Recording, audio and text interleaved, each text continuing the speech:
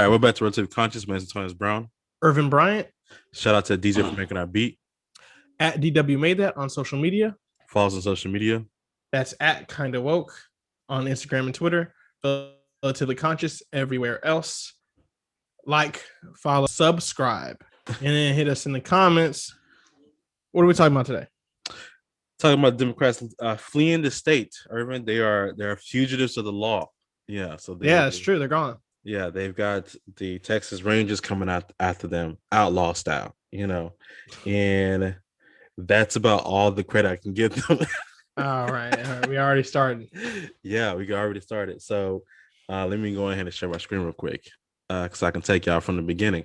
So this happened back in May. We're looking at May 31st. I'm using the Texas Tribune. They're very good. High quality independent journalism in Texas. Is it nonprofit? Yeah, I think it's nonprofit. So. Yeah.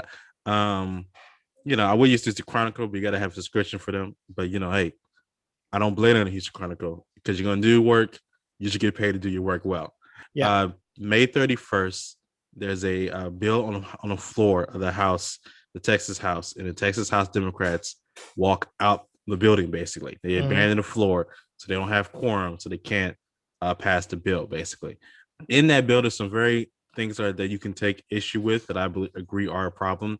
Anyway, this revision allows judges to overturn elections if they can prove there's enough fraud to change the vote count, which is a very weird way to put that. Just, they also lowered the amount of hours for early voting in many counties. And they also lowered the number of drop boxes for every county. And they also put drop boxes inside. The main thing they also did was that they limited the hours of voting for Sunday early voting, which is when we have souls to the polls. And so it was looked as if it was a move to stop Black people from voting in Texas. So the bill doesn't get passed. Just FYI, we did cover this in a previous episode talking about voter suppression when these bills were first submitted.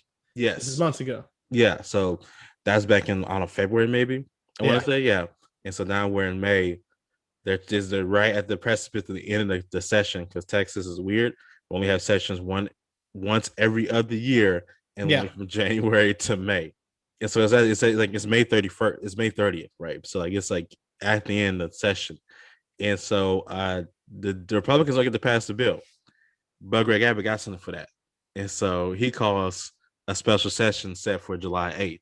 And on the issue of the special session, as it says right here, is voting rights, right? So election integrity is what the Republicans are calling it.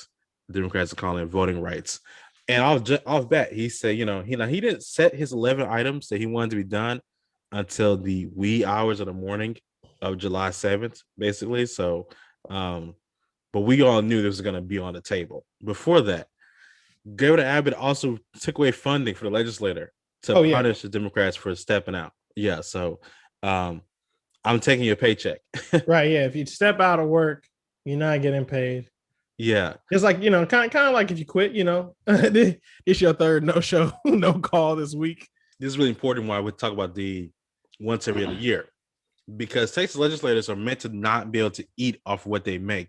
Never was the intention. Yeah. I believe that the Senate makes more than the House, or is it vice versa? The Senate makes more than the House, but it's not by much, No, they all pretty much are independent business people of some degree. All right, so the staff are supposed to make enough money to live off of, basically. So staff are supposed to stay there the entire time, right? Yes. But if they don't come back to Texas, we're gonna get to that in a second. They fled from Texas. If they don't come back and they don't have quorum, they can't pass a bill that extends funding for this legislator. And starting in August, their staffers will not get paid. And so, if you can't get paid, then you can't make any money unless the DNC is gonna pay their staffers for them.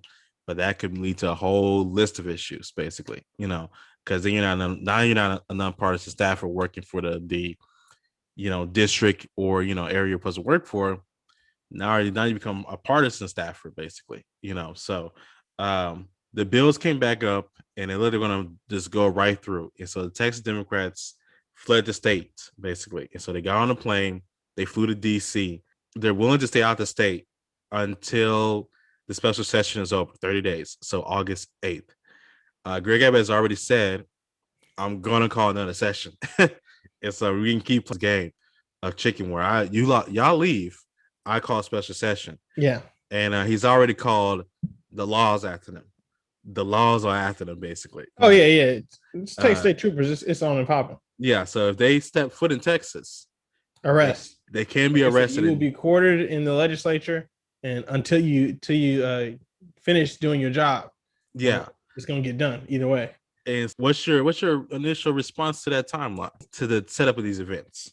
Oh, I see what you're saying. Initially, I kind of, it's frustrating. It feels a little whack because although attacks on democracy are fundamental offenses to an American, right? That's really extreme. We could just pass a bill and then go to court. Like that happens all the time. Any independent, any governmental body can pass a law that is unconstitutional or just bad in one way or another, breaks the law, and then you sue them. I don't know, or sue whatever entity is enforcing the law. But Irvin, what they're trying to do is not against the law. It's just draconian. Yeah, I feel that because I'm a voting rights advocate, at least a lightweight. Yeah. I'm a lightweight voting rights advocate. I've done some work in that field, and all right, like that's the only reason I did the work that I did was because Texas was already not yet draconian, but voter suppressor numero uno when it comes to the state of, or when it comes to the United States. We've seen it before. We've done it before. Jim Crow, the real Jim Crow. And we talked about this in a previous episode when we're talking about the new Jim Crow voter suppression that they were doing in Georgia that wasn't quite Jim Crow level. Yeah. It's a step back, and that's shocking to us. Americans are exceedingly privileged, and so any loss in that privilege feels like straight up oppression, whether you're white, black, whatever. But let's just do real government one time. Can we do real government and take the L? Texas is acting wild, and then maybe take them to court, or do better next session. Yeah. So I immediately felt like this was I'm gonna take my ball and leave. And I don't. Yeah. And I'm not. I'm a roof your ball. I don't want to play. Yeah. And so I wasn't messing with it. I didn't like it from the jump. I was like, this feels bad. This feels whack. This feels like you run away from your issues. But I kept seeing people saying, no, the bill is voter suppression.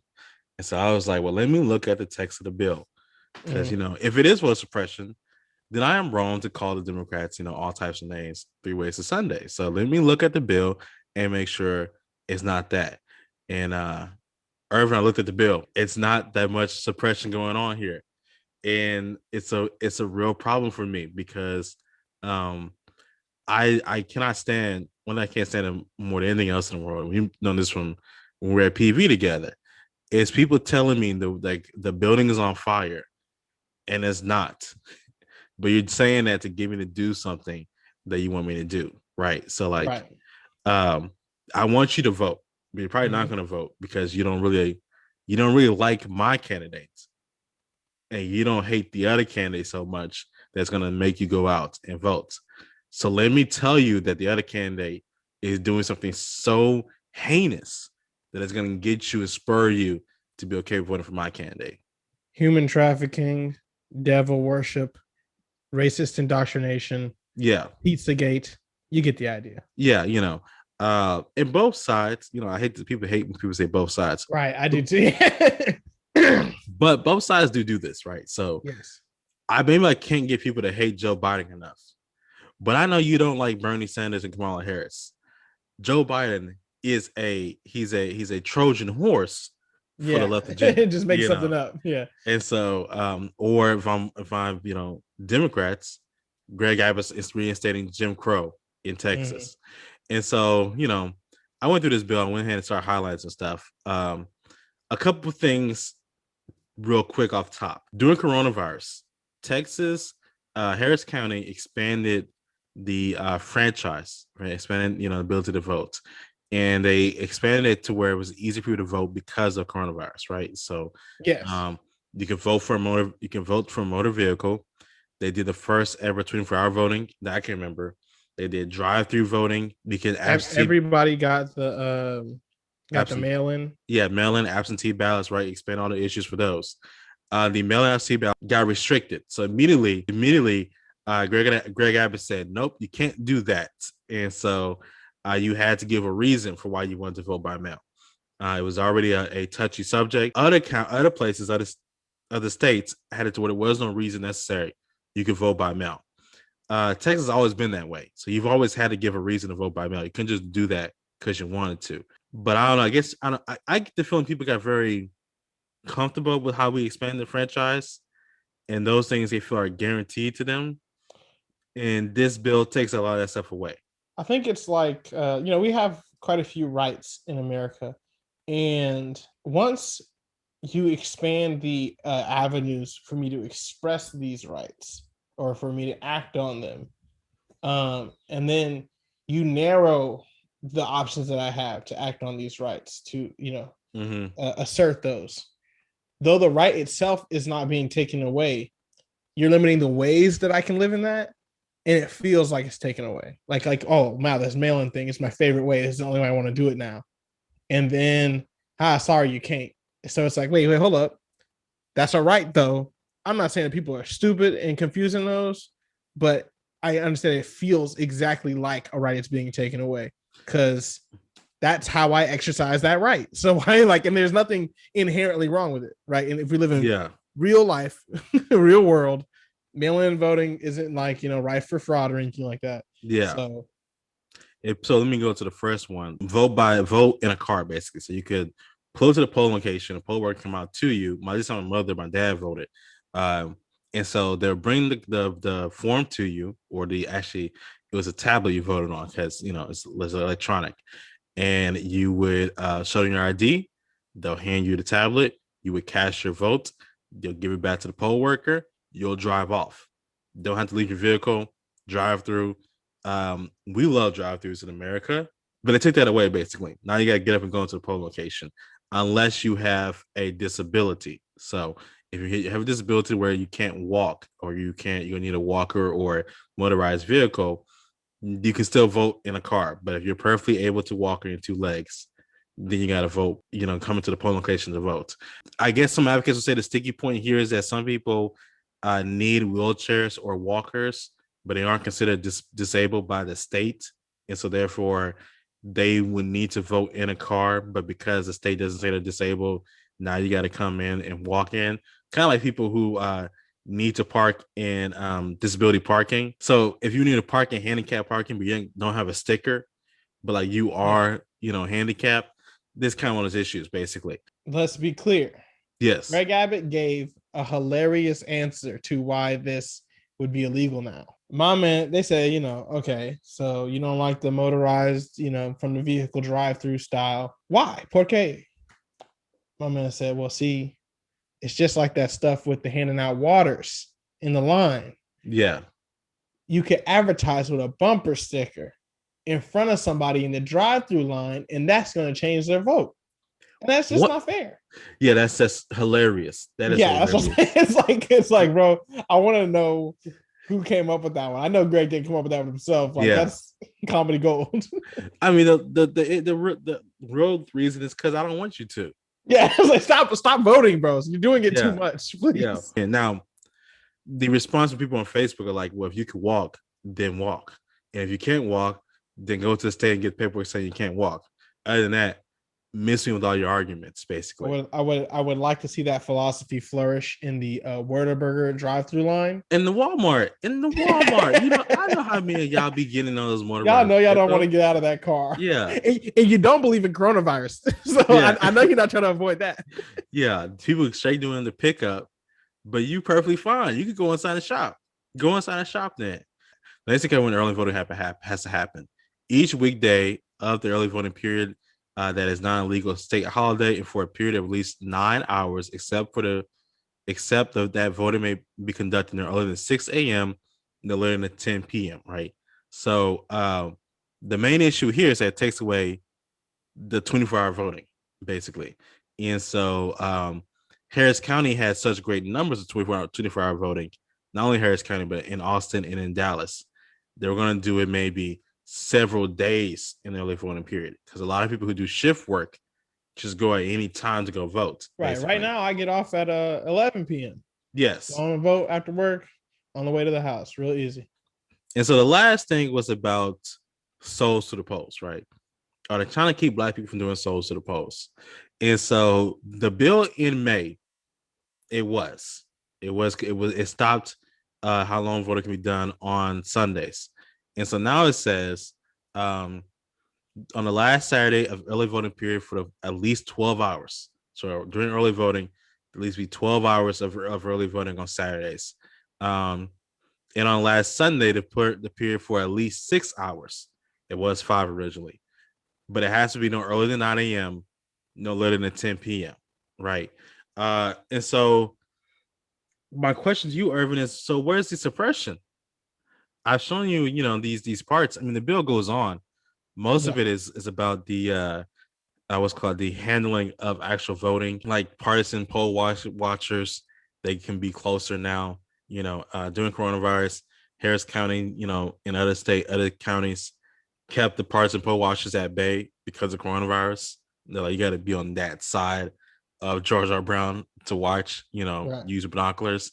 Now they can walk among the aisles and do everything else, And for me, I don't really have a problem with that because, I mean, nobody's trying to steal an election. So if you want to be up on my shoulder, Karen, and watch me count these ballots, I guess. I just like, now we got to, here's where the suppression is. You asked me a question. Yeah. Where's the suppression? Who are you? You got to keep in mind who you're talking to. These are the most privileged people on the planet. Okay. even, and I, that is rough words for, the diverse level of social and economic station of a Houstonian. I mean, you could be in drastically different financial places, living across the street from each other here. So even at our worst in America, you're doing excellent. You got indoor plumbing, AC, Wi-Fi connection, a phone at all. You're killing it. So you're the most privileged people on the planet. And with that, and with all these rights, so you not only have the economic amenities, the quality of life, but I also have rights that are protected and we're always fighting about and are generally upheld. You cannot take an inch from me, bro. I'm an American. We don't do that. That's why the gun rights thing is what it is, and legally so. Like, a lot of people don't like the NRA, but they're not breaking the law. Yeah, I mean, except for when they're doing embezzlement, chicanery stuff. Yeah, it's except for when they're breaking the law. But the advocacy, the lobbying, and the constitutional amendment that they stand on, 100% legal. So you can't take any of this from me, bro. Like, don't even the threat. You pump faked and tried to do the whole souls to the polls. How nice try. We walked out last time, but I didn't forget, and I'm gonna punish you. Now that's the point, as we said earlier, where my support for the walkout ceases. Yes. I'm not entirely sure if I liked it in the first place, but whatever. What's done is done. Yeah. But now I'm like, okay, so the law has been doctored, edited, modified. Thank you. And though it is obviously looking to suppress voter activity, which is un-American, anti-democracy, shame on you, all signees, shame, straight up. But it's legal. So I don't understand why we're, they're not trying to bring back Jim Crow. They did not say anything about race. If anything, they're just, which is what they're trying to do, keep poor people from voting, because the Republicans never liked poor people in the first place. Yeah, I don't know. My problem here is that I feel like there were moments leading up to this where you could have right this script, right? Back in 2020, Texas Democrats thought they could take the Texas House, right? They thought they had a window to win a couple of vulnerable seats in a couple of districts in Houston and Dallas and a couple down there by the border. And they thought they had the possibility to win the Texas House and do it big, right? And so they ran progressive candidates. The whole argument was that we need to run progressive candidates, really seize this opportunity to win. And you ran candidates who weren't going to win. You went from being able to win the Texas House to fleeing the state to stop a bill from being passed. You know, that's a giant flip of the switch there. And I feel like it happened because the decisions were made time and time again. They didn't address the actual issues on the ground. So, like, if you're running a DNC playbook on how to win an election in Texas, that's not going to work because Texas is conservative. Like people are surprised that that Donald Trump won Hispanic people down and down by the border. That's because you didn't go out and talk to nobody. You didn't ask anybody any questions. Like, you didn't ask them, hey, how do you feel about these certain things? They would have told you how they felt about it. You didn't actually get on the ground and actually look at the facts on the ground. I think people think that Greg Abbott is putting abortion on Texas. And Texas doesn't really feel about abortion like that. He's putting it on Texas. I don't know if you've driven down the street, but we got a church every other 15 feet. Okay, yeah. This is part. I really feel a degree of shame about this, but it is just life. I pass 1, 2, 3, 4, 5, 6, 7. I'm doing it in my. I passed 7 churches on my way to church. Yeah, and my church is 15 minutes away. My church we got like what, 600 members. On the other side of the street, there's a mega church with like 2,000 of them. So like that's what we do in Texas. You think you think Greg Abbott put abortion on us? No, sir. That's who we are. That's who we've always been. You know, it's like Texas is conservative, and you did not run candidates that could win in Texas. So now you got to flee the state, and like this is that defeatist attitude to me because you chose to lose. You chose a playbook what you were going to lose. And now you lost. And you're like, oh man, we lost again. It's because of them dang Republicans. That's why we lost. It's because you don't know what you're doing, you know, and that's my problem because like you can only get people mad so much. Like at PV, we saw this time and time again. I was there from 2016 to 2020, right? That's 4 different elections. How many times can you get people mad enough to go out and turn out? Only a couple of times. Got that water and be like, you always telling me the world is falling down. You sound like Chicken Little. The sky is always falling with you guys. There's always an issue. There's always, an existential crisis to my, my being. It's the boy who cried wolf. Chicken Little is the boy who cried wolf. You cry wolf enough times, I'm not listening to you anymore. Yeah, because I'm kind of tired of hearing it. I know Republicans do that too, but like they're the ones who also were okay with Donald Trump, and they also took over the Capitol. If they do that, if you're gonna lie basically or engage in a deception to try to get people to vote, go full gangster. Go full thug and start stealing votes and lying like for real. Like Coronis isn't real. The big lies. The big lie. That's it. That's their thing. It's the big lie. Because they like, look, if we're gonna deceive, we're deceiving everyone all the time. People will be confused if we tell something lies. Democrats want to embellish. That's not enough. So if you know what it feels like to me, you can't look your L in the face. You took an L, you can't look it in the face. And so, which is, I mean, like I said, what they're doing is whack and unfair. The gerrymandering, the suppression. Sue them, win an election. It's just there's just ways to do it. It feels as long as they're not like declaring martial law or rounding up the Jews, like it's not really worth it yet. In 2010, Republicans redrew the maps in Texas. There's so many books, Irvin, written about how Texas maps are bad. On the New York Times op-ed, on the Houston Chronicle op-ed about how we got to make sure we can redraw the maps in 2020 because the maps 2010 were bad. You had 10 years to do this. 10 years come up and then you lost and now you got to flee the state. I'm not understanding why I should feel sorry for you. Why should I uphold you as fighting for voting rights? You lost. You saw it coming. They telegraphed that punch. You got knocked out like Conor McGregor. You just broke your own leg. You just sitting there looking stupid, and just like Conor McGregor screaming, "Your wife's in my DMs" as he's lost a fight. Yeah. You're in DC talking about I'm fighting for voting rights. You're gonna have to come back. Greg Abbott knows you got to come back. You're gonna have to come back, and you're gonna have to face this L on the face as they pass this law on your head. It feels like nobody's telling them the truth. Nobody's took them aside and looked them in the face and told them the truth. Where the black people at? Where the truth tellers at? Where's the grandmas at? You can tell them what they really doing is not right. Kind of like Republicans too. Like, we tell Republicans when it comes to the big lie, Donald Trump, 2024 or before, when they claim that he's the rightful president. It's like, you lost, okay? Yeah. It's not fun. Whatever. Just next time. Or whatever course of action needs to be taken, take that legally. But all the running around and lying and wasting taxpayer money, it's unnecessary. It's stupid. Yeah, because Republicans look at it in the face. If I was to tell them 10 years, 20 years down the line, Texas is gonna turn blue. Yeah. you gotta figure it out and figure out how you're gonna change this up.